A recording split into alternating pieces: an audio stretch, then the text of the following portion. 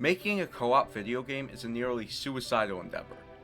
Keeping the interest of two people for a lengthy period of time is hard, and therefore these types of games don't tend to be very profitable. But is the development of one worth it? Well, when you have a game as well crafted as It Takes Two, it certainly is. First off, this is a 3D platformer, one of the most accessible genres, perfectly fitted for a co-op experience.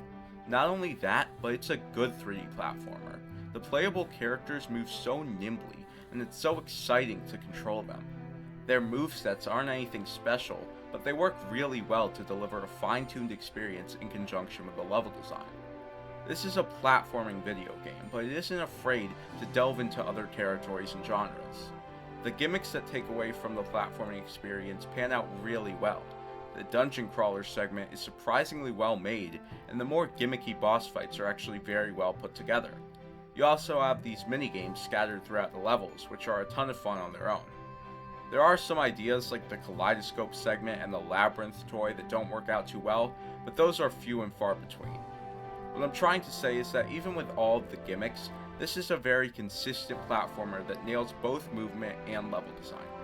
It Takes Two is strictly a co-op experience, and it really couldn't be anything else. Communicating with your partner to solve puzzles is absolutely necessary to beating this game. The title is actually a theme reflected many times throughout the game itself, both in storytelling and in gameplay. In one level, one player has to put down nails while the other uses a hammer. In another, each person is given one side of a magnet. Both players support each other throughout the game, meaning this is an experience that can only be had with a friend, and the game has good reason for being developed that way. On a storytelling front, It Takes Two does tend to fumble. Cutscenes feature a ton of expository dialogue, and it's kind of unfortunate to see so much interesting symbolism just being explained through the method of tell not show. Even despite the overly descriptive dialogue, the story itself is charming, and that's all you really need for this type of game.